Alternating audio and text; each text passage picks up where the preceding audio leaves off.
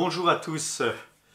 Ce partage biblique a pour thème le repas dans la Bible. Comme à l'accoutumée, nous allons parcourir la Bible et voir certains endroits où il y a des repas.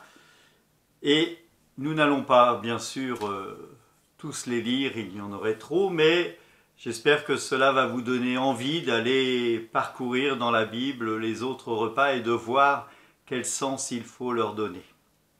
Pour commencer, je vais vous inviter donc à vous munir de votre Bible. Mettez en pause, vous allez chercher la Bible.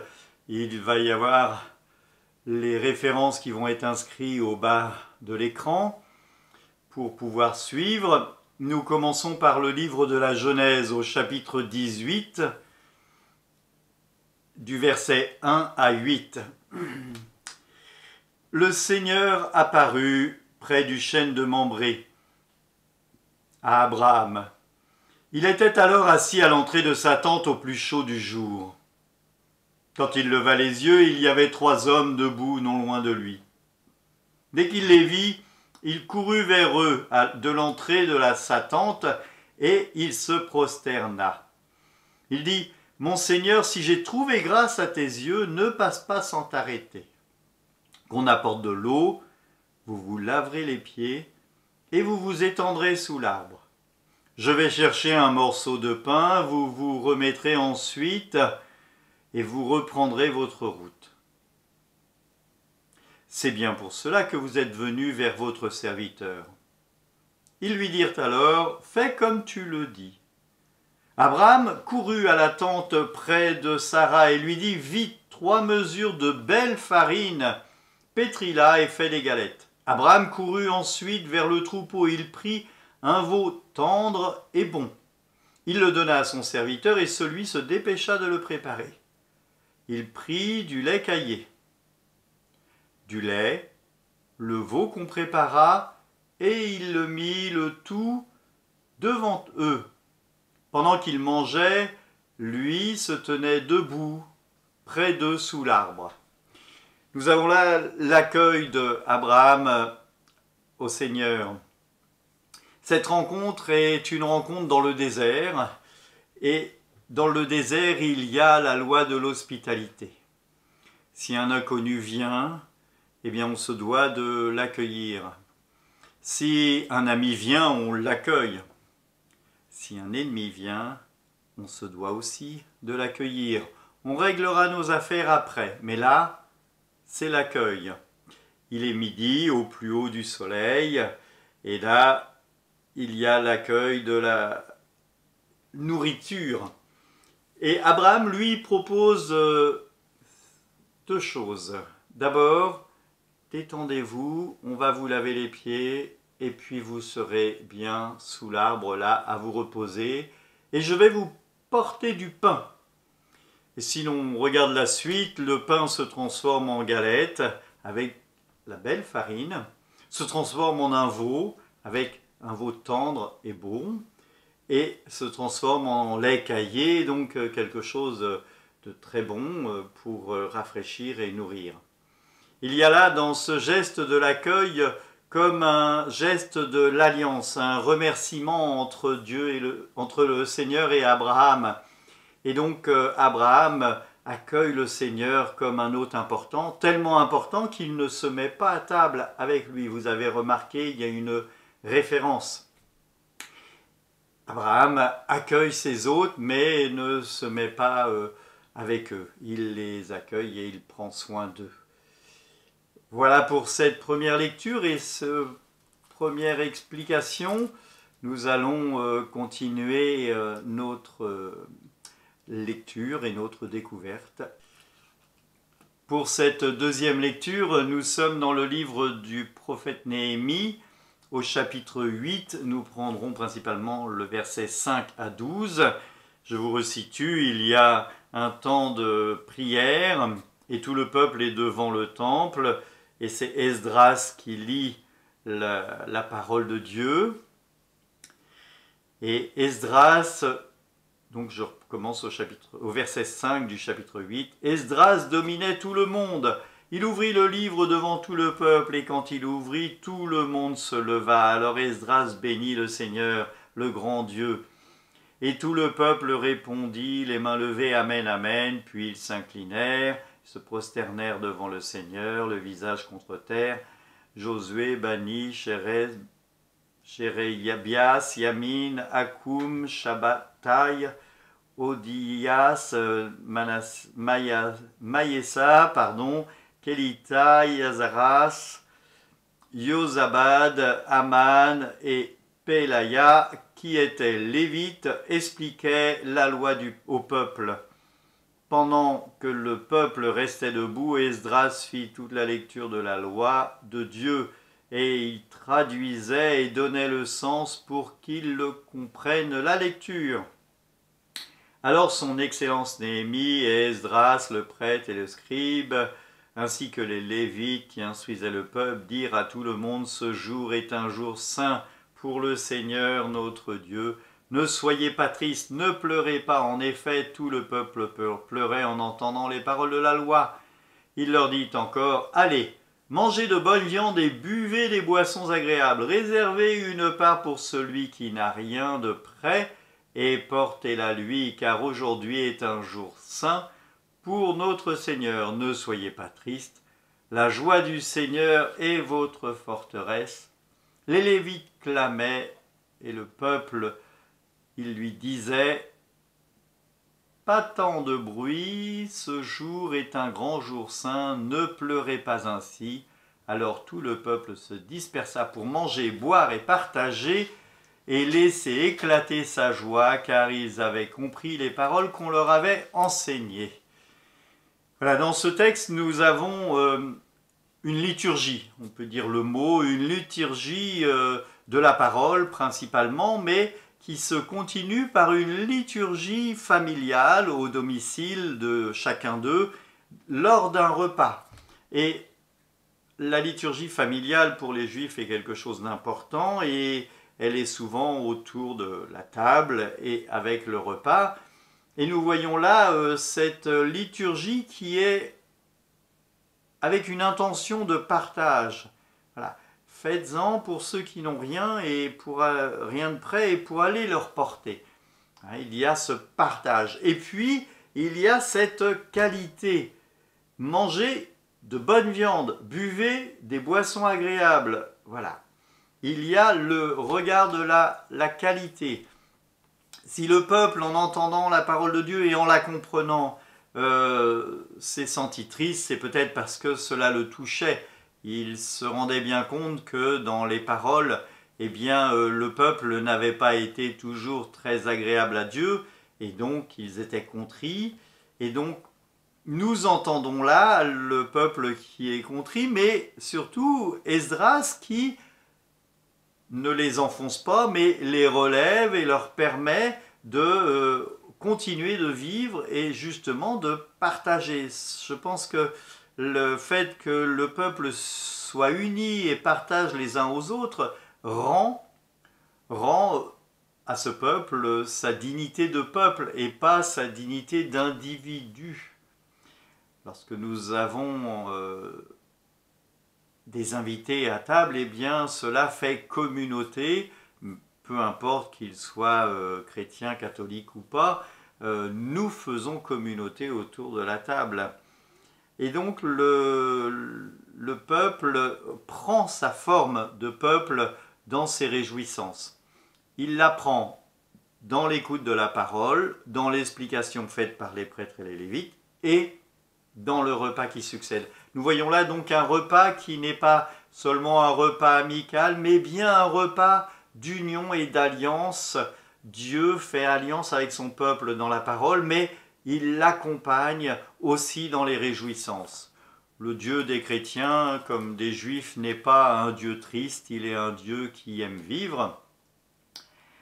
Nous allons donc continuer ce parcours. Pour ce repas dont nous allons parler, je vous invite à ouvrir votre Bible dans le livre de Tobie. Je prendrai au chapitre 7, le verset 8 à 12. « Mais pour cela, il vous faut aussi peut-être prendre des bases. Donc si vous avez le temps, eh bien vous lisez le début du livre de Tobie. Je vous raconte l'histoire. Tobie est le fils de Tobit. Tobit avait laissé en gage chez Raguel une certaine somme et il envoie son fils rechercher cette somme. Et en même temps, Tobit rencontre la fille de Raguel et il la veut pour épouse puisque Sarah, c'est celle qui lui est réservée selon la loi juive, puisqu'il est le plus proche parent à qui il est réservé. Et là où nous arrivons à l'accueil de Raguel pour pour Tobie. Donc je commence au chapitre 7, verset 8. Ensuite, il fit tuer un mouton du troupeau, et on y prépara un bon repas. Or Tobit dit à Raphaël, frère d'Azarias, si tu demandais à Raguel de me donner ma sœur Sarah, en attendant ces paroles, Raguel dit au jeune homme, mange et bois, ne gâche pas la soirée, personne n'a le droit d'épouser ma fille Sarah en dehors de toi, mon frère. Même moi-même, je ne suis pas libre de la donner à un autre, puisque tu es le plus proche parent. Maintenant, mon enfant, je vais te parler franchement. Je l'ai donné successivement à 7 de nos frères, et ils sont tous morts, dès le premier soir, lorsqu'ils s'approchèrent d'elle. Pour le moment, mon enfant, mange et bois, et le Seigneur vous accordera la grâce et la paix. Mais Tobie s'écria, je ne veux pas entendre parler de manger et de boire, tant que je n'aurai pas réglé cette affaire. Raguel répondit, puisque c'est selon la loi de Moïse, elle t'appartient, c'est le ciel qui a décidé de te la donner, reçois donc ta sœur, désormais tu es son frère, elle est ta sœur, elle t'est donnée aujourd'hui pour toujours, le Seigneur du ciel vous rendra en aide ce soir, mon fils, il vous donnera grâce et paix. On voit bien là que l'hospitalité de Raguel pour Tobie eh bien, est une hospitalité forte. Il a bien compris que Sarah, sa fille, était destinée à Tobie, mais il veut lui donner son rang et lui donner ce qui lui est dû, c'est-à-dire un bon repas, un bon accueil. On ne peut pas recevoir comme ça des gens et puis passer tout de suite. Il y a ce qui s'appelle la coutume, l'accueil. Accueillir son frère, c'est prendre soin de lui, lui faire voir qu'il est bien ici. Mais Tobie voit ça d'un autre œil et puis dit, on va d'abord eh bien, accomplir le mariage et après on mangera, il sera toujours temps de manger. Voilà. Si vous lisez la suite, vous verrez que eh bien, cela se passe bien et que surtout Raguel eh ben, va tout faire pour garder un peu plus longtemps et Sarah, mais aussi Tobit. Il veut qu'ils se sentent vraiment bien accueillis et fassent vraiment partie de la famille. Et donc il va inviter du monde et ce sera une grande fête. On voit l'importance du repas pour la génération de Raguel. Alors cela ne veut pas dire que pour Tobie elle est moindre, mais Tobie se rend compte qu'il y a quelque chose qui le dépasse et c'est l'amour pour Sarah et ce mariage qui pour lui semble être indispensable pour le bien de sa vie personnelle, la vie de la famille qu'il doit fonder et puis pour pouvoir aussi revenir rapidement auprès de Tobit, son père et de sa mère, pour pouvoir leur faire part de cette bonne nouvelle. Alors effectivement, le repas, là, il est un petit peu passé au second plan, mais on sent que pour Raguel, cela est important et parfois, eh bien, il y a des priorités à choisir. Tout ne se passe pas forcément comme on le souhaite. Le passage que nous allons voir maintenant est encore dans l'Ancien Testament. Je vous invite à ouvrir votre livre, votre Bible, dans le livre de Judith au chapitre 12, versets 10 à 20. Le peuple juif est encerclé par Holoferne et ses guerriers. Ils veulent combattre les Juifs. Et puis nous avons Judith qui va, par la ruse, délivrer le peuple. Donc Judith, une femme forte et qui a cette poigne. Donc je commence, je prends au verset 10 du chapitre 12. Le 4e jour, Holoferne fit un grand repas pour ses seuls conseillers. Il n'invita aucun autre fonctionnaire. Mais il dit à Bagoa, l'eunuque de service, « Va donc persuader cette fille des Hébreux qui est chez toi de venir chez nous pour manger et boire avec nous. Ce serait vraiment une honte pour nous de laisser partir une telle femme sans lui avoir parlé à notre façon. Si nous ne réussissons pas, elle se moquera bien de nous. » Bagoard sortit donc de chez Holoferne et entra dans la tente de Judith et lui dit que cette belle servante n'hésite pas à venir chez mon Seigneur. Elle sera entourée d'honneur et elle boira avec nous le vin de la fête. Ce jour-là, ce sera comme l'une des femmes assyriennes qui sont à demeure dans le palais de Nabuchodonosor. Judith répondit, « Qui suis-je pour refuser l'invitation de mon Seigneur?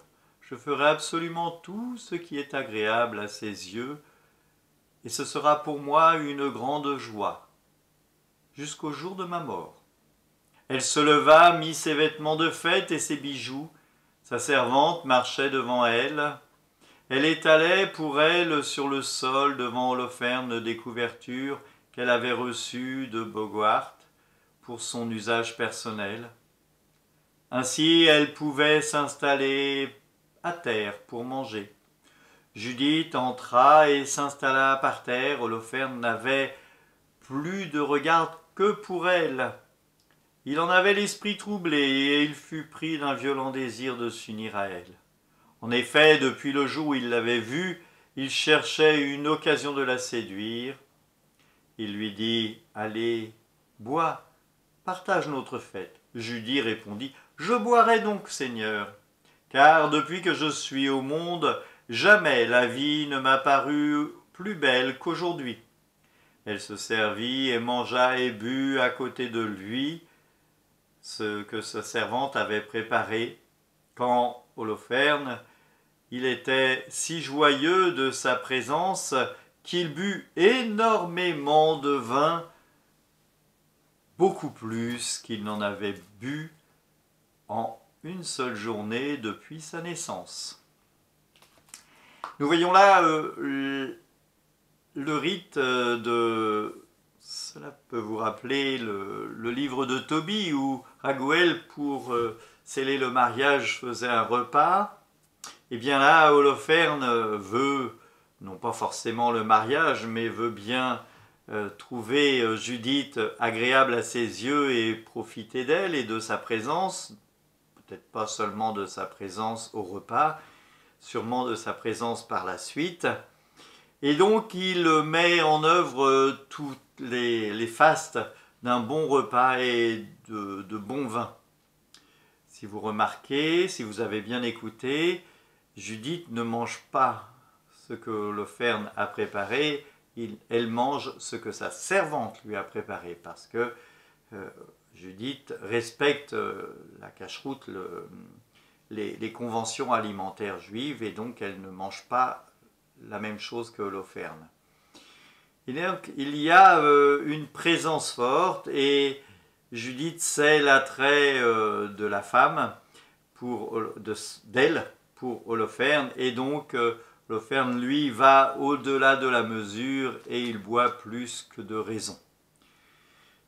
Ce repas est pour Holoferne, en tout cas il croit que c'est le repas d'une alliance avec Judith.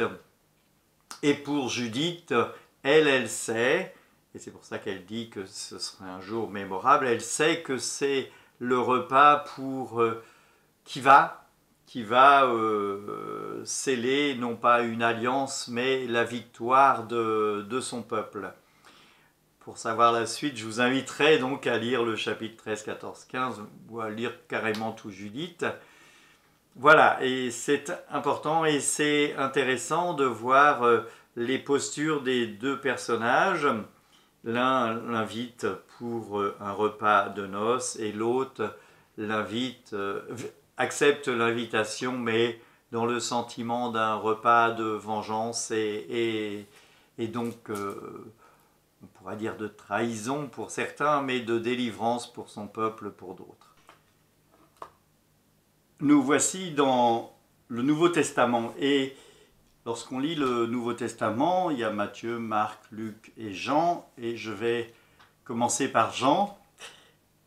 Parce que le premier signe que nous propose Jean, la force du Christ, c'est un signe de mariage. Elle se passe pendant un mariage. Et qu'est-ce qui se passe pendant un mariage ? Les gens mangent. Et là, ils mangent plusieurs jours d'ailleurs. Alors je vous lis à l'évangile de Jean, chapitre 2, versets 1 à 12. Le troisième jour, il y eut une noce à Cana en Galilée, et la mère de Jésus y était invitée. Jésus aussi fut invité à la noce, avec ses disciples. Et voilà que le vin de la noce arrive à la fin, il n'y avait plus de vin. La mère de Jésus lui dit, ils n'ont plus de vin. Jésus lui répond, femme, vas-tu te mettre dans mes affaires ?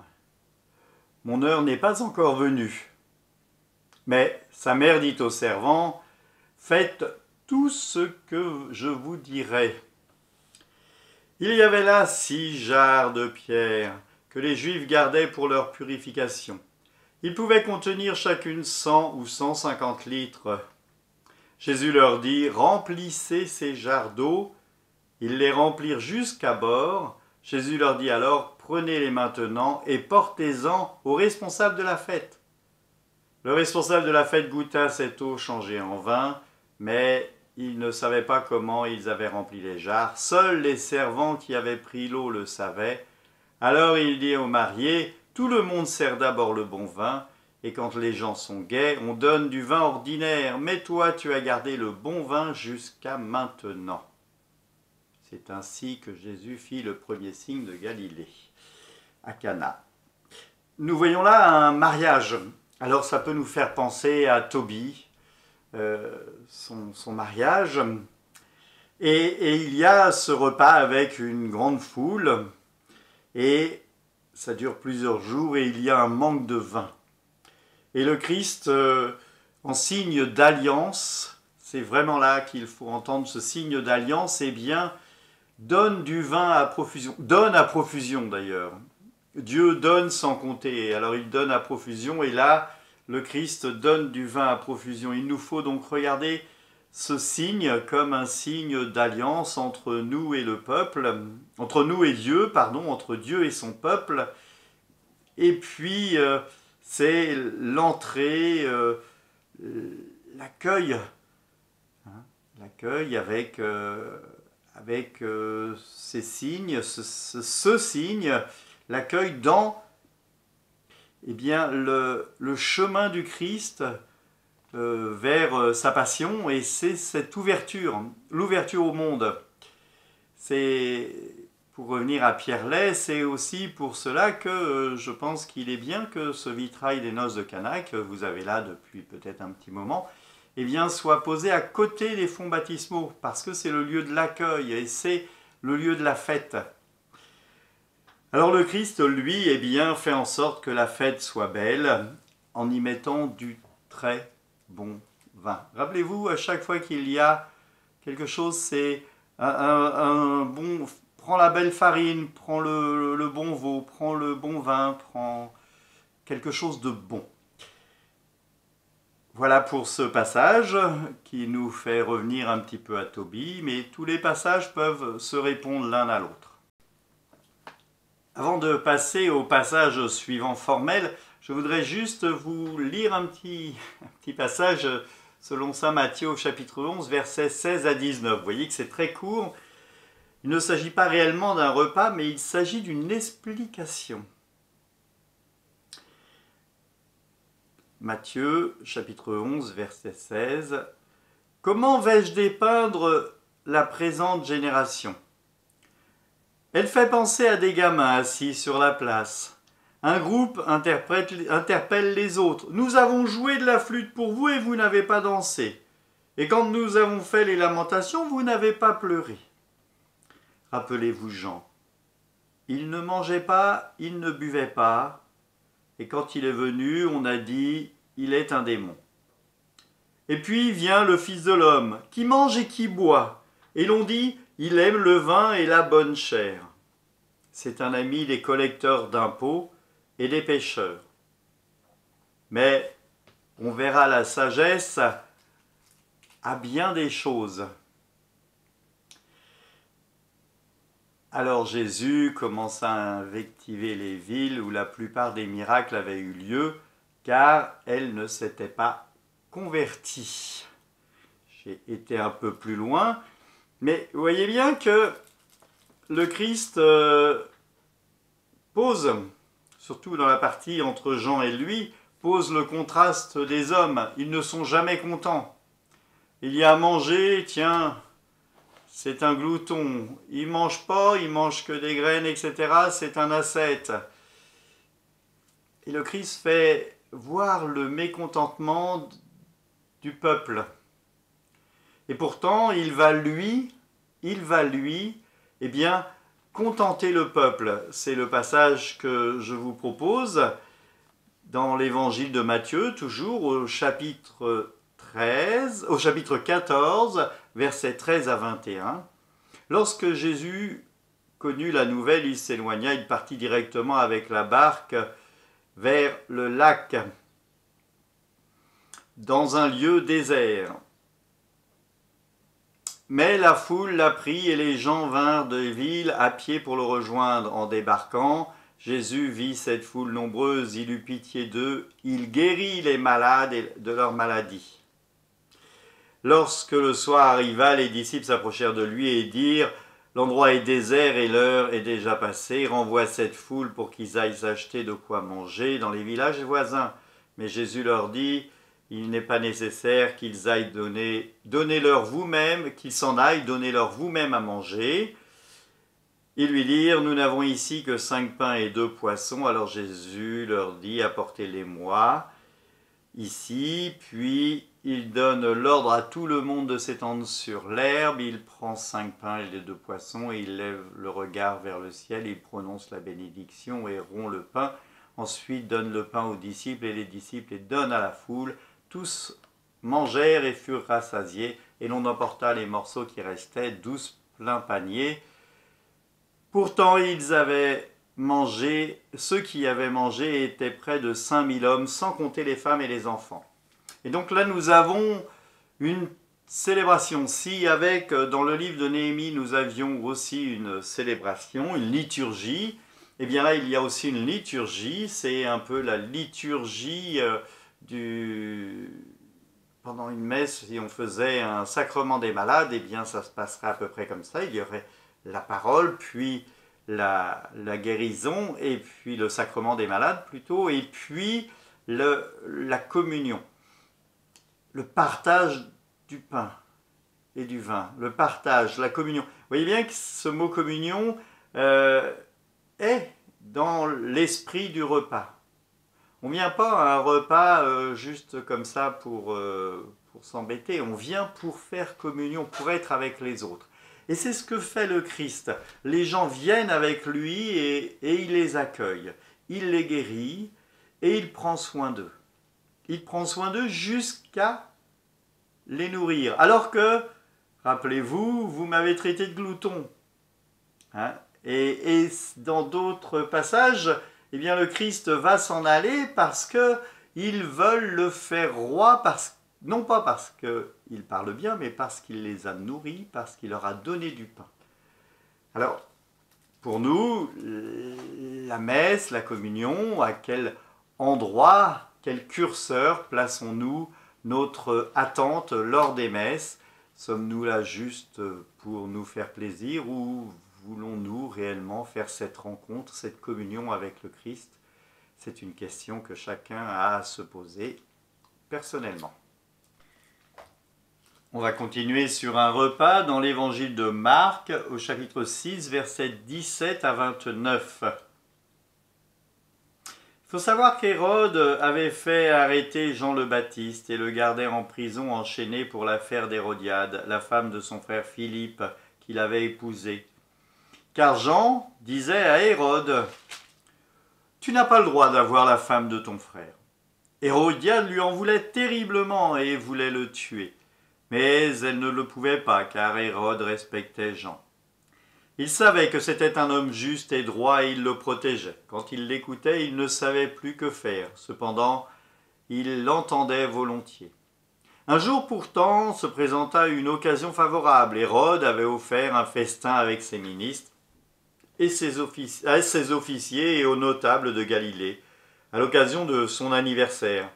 La fille de cette Hérodiade entra pour danser et la captiva.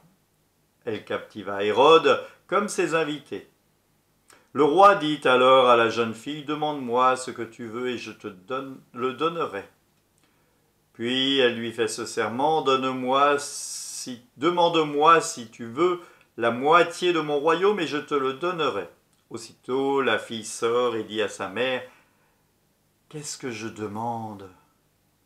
Et la mère répond, « La tête de Jean le Baptiste. » Vite, elle revint auprès du roi et présente sa demande. « Je veux que tu me donnes tout de suite sur un plat la tête de Jean le Baptiste. » Le roi était très contrarié, mais il avait fait le serment et les invités du banquet en sont témoins. Aussi, il ne peut pas lui refuser. Sur le champ, il envoie un garde avec l'ordre d'apporter la tête de Jean le Baptiste et le garde va le décapiter dans la prison et rapporte la tête sur un plat et la donne à la jeune fille la donne à sa mère. Lorsque les disciples apprirent que les disciples de Jean apprirent la chose, ils vinrent recueillir les restes et les déposèrent dans la tombe.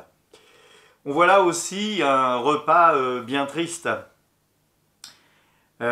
Sûrement l'excès de boissons et de repas a alourdi l'esprit d'Hérode et il s'est allé à faire une promesse qui lui coûte cher, celle de la tête de Jean le Baptiste, celui dont il aimait écouter les paroles, hein, il faut bien entendre ça.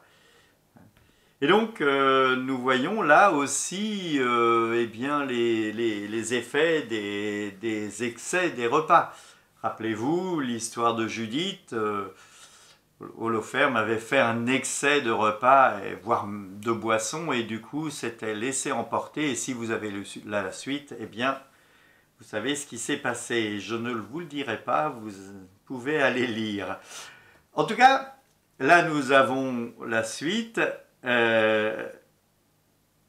Hérode fait couper la tête de ce pauvre Jean-Baptiste, et pour le plaisir des femmes, surtout d'Hérodiade, qui trouvait anormal qu'elle ne puisse pas changer de mari à son gré.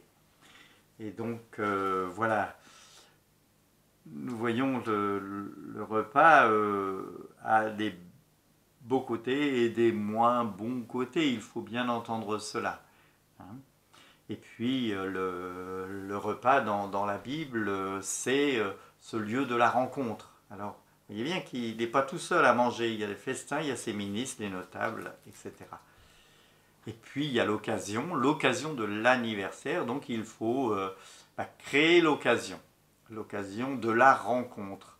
Pour nous chrétiens, l'occasion de la rencontre dominicale, c'est le souvenir, la mémoire et la présence du Christ dans l'Eucharistie, et cette rencontre, elle est pour nous essentielle.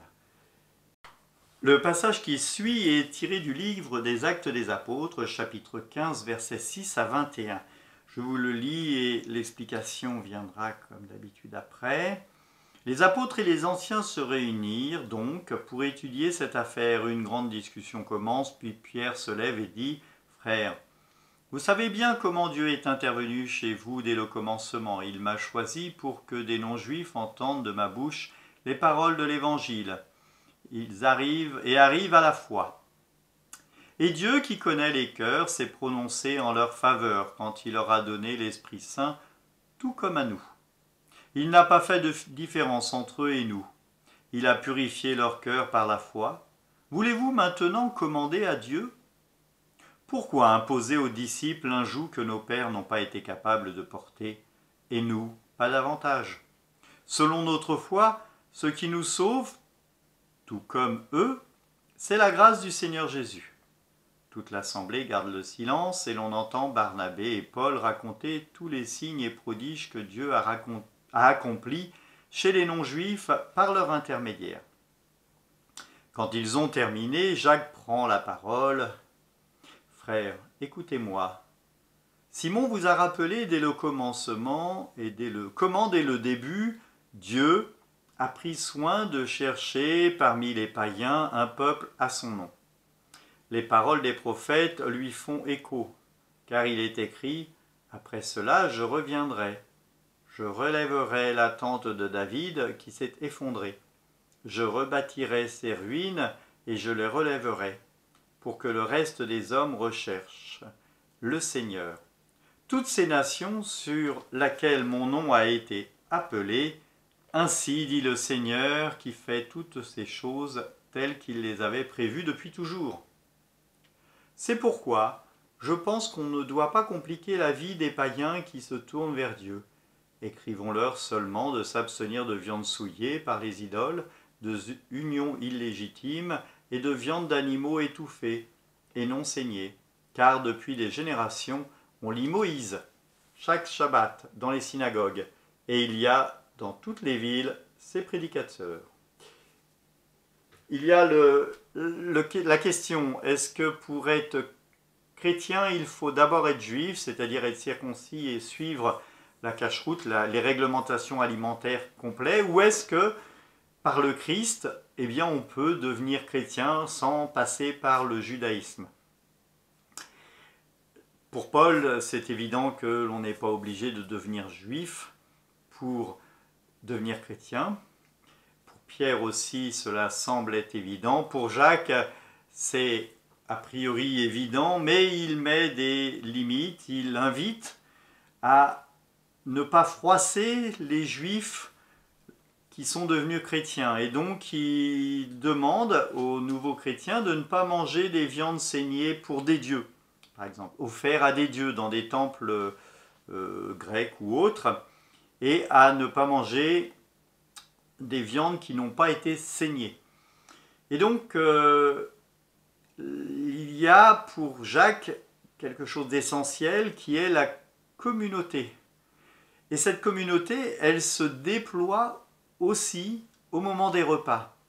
Et pour ne pas faire deux clans, eh bien pour que les uns puissent manger au moins à la même table ou dans la même assemblée, eh bien il invite les nouveaux convertis issus des païens à respecter certaines règles alimentaires. Vous voyez bien, c'est le repas qui va permettre à la communauté de continuer de grandir et de faire un seul et non pas deux, ce qui aurait pu se faire, c'est-à-dire les chrétiens issus du judaïsme et les chrétiens issus du paganisme.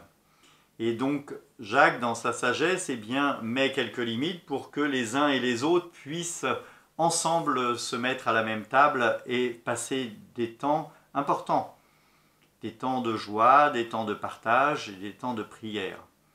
Nous avons là un regard sur le repas qui est très important et qui est aussi une célébration familiale. Le repas est une célébration parce qu'il y a des rites.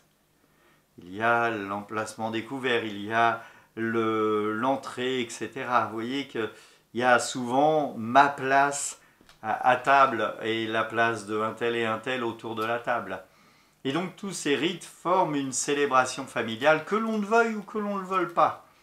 La célébration familiale, elle est issue du fait qu'on s'assoit à table ensemble. Et d'ailleurs, c'est bien dommage les familles qui mangent chacun à leur tour à la table sans se mettre tous ensemble à la table. Cela fait une scission dans la famille et cela ne permet pas à la relation familiale de se souder. Voilà pour ce passage du livre des Actes. Pour terminer ce chemin, je vous invite à ouvrir votre Bible à l'Évangile selon saint Marc au chapitre 14, versets 12 à 25. Le premier jour des pains sans levain, où l'on devait immoler l'agneau de la Pâque, les disciples dirent à Jésus, où veux-tu que nous allions faire les préparatifs pour manger la Pâque ? Alors il envoie deux de ses disciples en leur disant, allez à la ville, un homme portant une cruche d'eau vous rejoindra, suivez-le, et là où il entrera, dites au propriétaire, le maître te fait dire, où est la salle où je mangerai la Pâque avec mes disciples ? Il vous montrera à l'étage une grande pièce garnie de coussins bien aménagés, vous y préparerez tout ce qu'il faut. Les disciples partirent, arrivèrent à la ville et ils trouvèrent tout comme Jésus leur avait dit. Ils firent les préparatifs de la Pâque. Le soir venu, Jésus arrive avec les 12. Pendant qu'ils sont à table, ils mangent. Jésus leur dit, en vérité, je vous le dis, l'un de vous va me livrer, un de ceux qui mangèrent avec moi. Profondément peinés, ils se mettent à lui dire, l'un après l'autre, serait-ce moi ? Mais il leur dit, c'est l'un des 12, celui qui plonge avec moi la main dans le plat. Le Fils de l'homme s'en va comme l'Écriture le lui dit. Mais malheur à cet homme par qui le Fils de l'homme est livré. Il vaudrait mieux qu'il ne soit pas né. Nous avons là un repas. Il y a une suite que je vais vous lire aussi d'ailleurs. Pendant qu'ils mangèrent, Jésus prend le pain, prononce la bénédiction, il rompt et il leur donne en disant « Prenez, ceci est mon corps ». Il prend ensuite la coupe, il rend grâce et leur donne, et ils en boivent tous. Puis il leur dit, ceci est mon sang, le sang de l'alliance, qui est versé pour la multitude. En vérité, je ne boirai plus du produit de la vigne jusqu'au jour où je boirai un nouveau vin dans le royaume de Dieu. Nous avons là la scène, le dernier repas du Christ, et il est avec ses amis. Alors il y a donc toute cette cérémonie, cette mise en place. C'est la mémoire de la libération du peuple. Donc vous avez au chapitre 12 du livre de l'Exode, voilà le passage que je vous invite à lire. Et puis vous avez là aussi donc cette mémoire de la libération, mais c'est aussi pour nous ce que nous faisons aujourd'hui à chaque messe, la mémoire de la libération.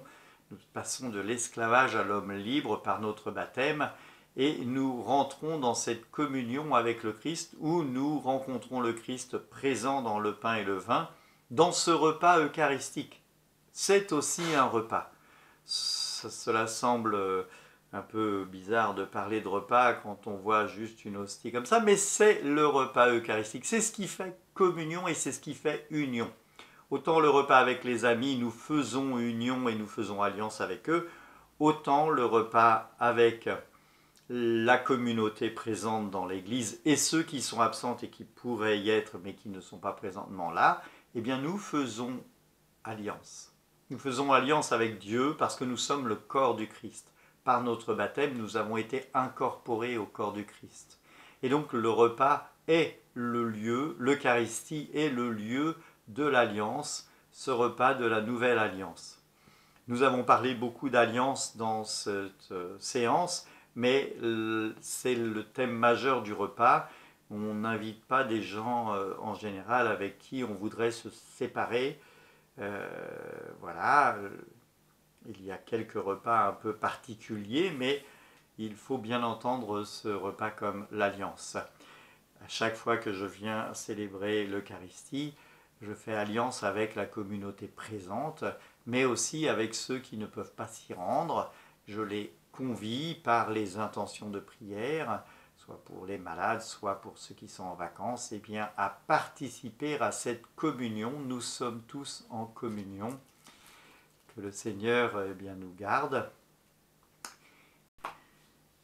Voilà, j'espère que ce parcours vous aura plu et vous aura donné surtout envie d'aller rechercher d'autres passages de repas, et il y en a bien d'autres, de la multiplication des pains au repas de la manne dans le désert, et j'en passe, que vous puissiez bien faire de votre Bible et bien un instrument de rencontre et d'alliance avec le Christ, avec Dieu. Je vous invite à vous abonner, donc il y aura un petit logo par ici, il y aura 2 nouvelles vidéos, enfin des liens de vidéos qui vont être par là, à cliquer sur la petite cloche qui doit se trouver, oui, par ici, là, hop, voilà, par ici, en bas, afin d'être averti des prochaines vidéos. Prenez soin de vous, bonnes vacances à tous et à dimanche pour l'évangile et l'homélie dominicale. Bonne semaine!